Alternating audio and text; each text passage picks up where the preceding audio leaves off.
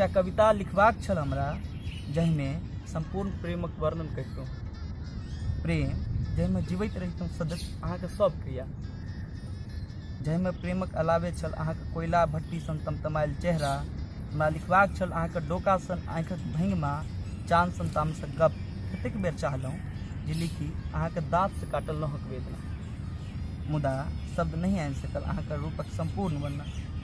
हम बस कविता के नाम पर लिख देलहुँ अहाँके नाम आ दऽ देलिए एकटा पूर्ण कविता के संज्ञा, जे भेल अहाँके नाम से शुरू और अहीं के नाम पर खत्म।